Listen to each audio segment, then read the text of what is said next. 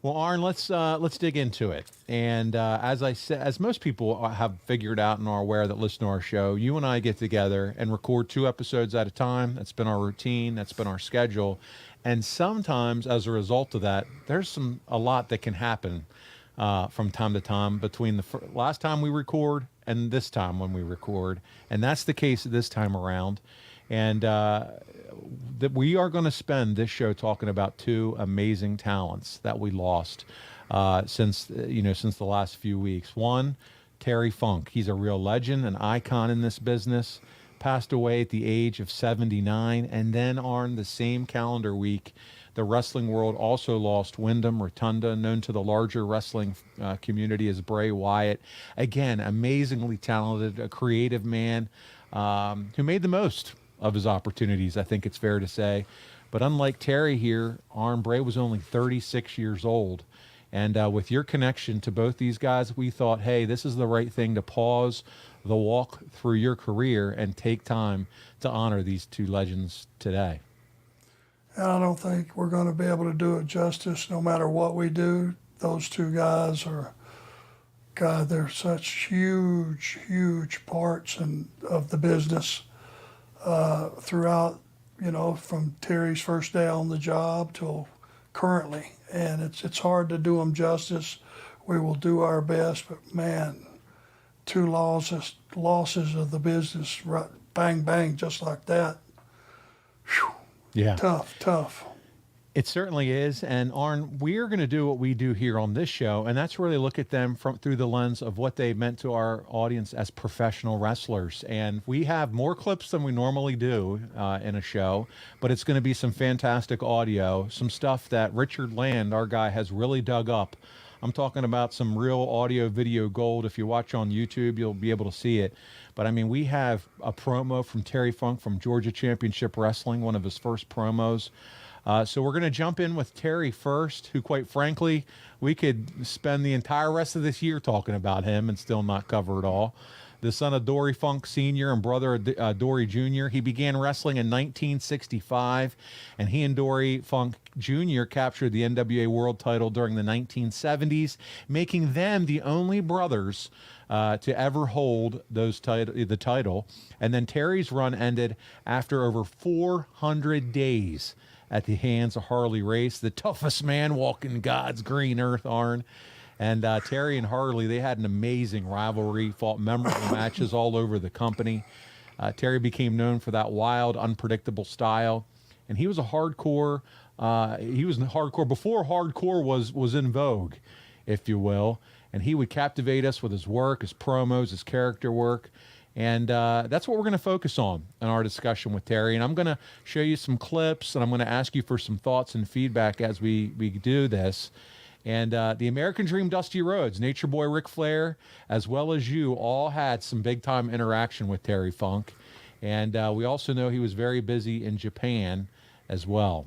So it's going to be a good show this week. Can't wait. Well, let's start it off, because Dusty and Terry had an incredible feud, and one of the most important pieces of the feud was the promo. As many of we watched in the 80s, the promo, so important. In our first clip of the week, we have both Terry and Dory confronting Dusty Rhodes on an episode, as I said, of Georgia Championship Wrestling, and a response from Dusty Rhodes. And this is clip 1 of this week. Here we go.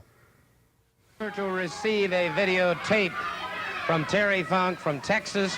Suddenly I have both Dory Funk Jr. and Terry Funk with me. Nonetheless, gentlemen, I cannot interrupt our format, so we're going to take a look at this tape that came from you from Amarillo. And I would like to say that Championship Wrestling is not responsible, nor is Channel 17, for the actions or the comments of this man. Let's go to Amarillo. You know, mental preparation. That's what's important in the world today, is mental preparation. And whenever I want to get right mentally, what do? I come to the Amarillo dump. The Amarillo dump reminds me of Atlanta, Georgia. And I go ahead and I get a lot of satisfaction out of shooting a few rats that are running around. And speaking of rats, I understand that Dusty Rhodes is trying to file on me for attacking him with a deadly weapon. Well, this is not the deadly weapon I attacked him with. The deadly weapon I used on Dusty Rhodes is my mouth. And I can destroy him because the truth destroys everyone whenever it is the truth. And what I say about him being an egg-sucking dog is the absolute truth. Speaking of a few rats, how about Jack and Jerry Briscoe? Anytime you put a Texan against an Oklahoman, there's extreme hatred from the Oklahoma side because they can't stand it, because fellas like Junior and I are Texans, and we are superior to those silly, stupid Okies. Well, all right, now, what I'm confused about and curious about is why are you two here? Why am I here and Junior here? I'll tell you why. But first of all, where is Dusty Rhodes? Where's he? Does he have another film clip of himself? Or is he going to send another telegram up here? Let's face the facts. We ran him out of Georgia. He doesn't have enough guts to come back within the state. And besides that, we sent him to Wheeling. We sent him to Wheeling, and that's not West Virginia either. We sent him to Wheeling dirt and garbage where he should be because he never was a wrestler. Really, I don't think we need to pursue this. We have a television program. We have matches upcoming. I've got Jack and Jerry Briscoe going against Taro Tanaka and Killer Khan. That is the biggest surprise. A bunch of surprises on Georgia Wrestling today because my brother and I bought Jack and not Jack and Jerry's, of course not. We bought the two Orientals contract, Khan and Tanaka. That's right, Junior. We bought their contract. Now we're going to prove to the people who is the #1 in the United States right here on national television. Bring on the Briscoes. You do have, well, all right. Bring them on. All right, gentlemen. We've got the contract. My brother Terry eliminated Dusty Rhodes. We're after the Briscoes now. We're going to show who's the #1 family in professional wrestling. Let's go, Terry. All right, gentlemen, there you have it. So, certainly another amazing turn of events here. Terry Funk and Dory Funk Jr. having bought the contracts of Taro Tanaka and Killer Khan. That means that all we're waiting for now is for Jack and Jerry Briscoe to appear in the ring. So we'll be waiting for that. Let's turn it to the ring. It's all right. The Funk brothers in there. They're in there waiting now for the Briscoe. Wait a minute! Wait a minute! Wahoo McDaniel and Dusty Rhodes. Wahoo McDaniel and Dusty Rhodes just charged the ring in their street clothes. Wahoo McDaniel and Dusty Rhodes pounding away at Terry Funk and Dory Funk Jr. And it is Dusty Rhodes after ripping that shirt off of Terry Funk, and Terry Funk, Wahoo McDaniel's catching Dory Funk, and what a wild, wild scene we have here now. Complete chaos and bedlam as Dusty Rhodes, the American Dream, and Chief Wahoo McDaniel are absolutely annihilating Terry Funk and Dory Funk Jr. And it is, when you talk about sudden amazing surprises, Dory Funk Jr. hurdled over that top rope, Terry Funk hurdled out, and we're trying to get this ring area cleared at this time, trying to get things straightened out and cleared away, and we'll be back. We'll be back in just a moment. So I'm referring, of course, to Dusty Rhodes on my right, Wahoo McDaniel's on my left. Terry Funk said, "Where's Dusty Rhodes? All these weeks, where's Dusty Rhodes? Where's the American Dream? I'm going to cut and dry this damn thing right now." It's just as simple as this. Wahoo McDaniel come all the way from Harlingen, Texas last night. all the way from Harlingen to be with Dusty Rhodes, the American dream, worldwide, nationwide. And Terry Funk and Dory Funk Jr., you talk about dumps. You talk about egg-sucking dogs. Well, sucker, what happened there, baby? That's what it's all about. This man and me are brothers. We're brothers, baby. That's what it's all about. And it's pretty obvious, too, that you took the Briscoes' place here today and cleared the ring in very, very, very short order indeed.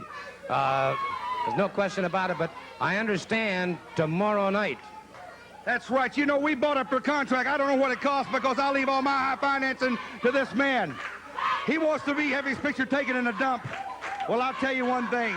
This man and I are familiar with that dump. We know right where it is. And I tell you, it will be very easy tomorrow night for him and I to put Dory Funk Jr. and Terry Funk right back in that dump in Kenyon, Texas. You know, it's a shame that it's come down to this. Talking about one of the beautifulest cities in the world. Right here, Atlanta, Georgia, the Atlanta Army. Tomorrow night, me and Wahoo McDaniel against the Funks. And I can guarantee you this, Terry Funk, I'm going for your arm, Daddy. I'm going for your arm. Me and Wahoo McDaniels are brothers to all. We are all family, and tomorrow night in the Army, all of our family will be there. Well, get ready, or you'll only have one arm when you come out of that match, and that is a promise. Right. See you tomorrow night. Arn, I don't know what I enjoyed more, watching all that go down or watching your face watch it all go down. Did you have fun with that or what? Now I'm back in the mind of a teenager. Yes, sir. Watching this as a huge fan. I mean, I thought I was going to get the Funks and the Briscoes, double end around. What do you get? That's right. Wahoo. Dusty and Wahoo. Huge star power, air all over the place. Unbelievable. And Gordon Soley, your guy on the mic. I was just fixing to say, and on top of all that, maybe one of the best, certainly, if not the best announcer ever. Him and JR got to be neck and neck, you think? Oh, absolutely. So good. The angle was hot. And I want to ask your opinion because we're going to keep talking about Terry and Dusty. I want to get your opinion on Terry, his promo, his ability to cut memorable promos. Is there one thing in particular about him, about Terry and his promo style that just made him successful? Like, we're hanging on every word that he says. Because it's so random. There is no point A to point F. It goes point A to point G to X, back to B. Right. The thing about Terry is he's all over the place, and you can't look away. Arn, we're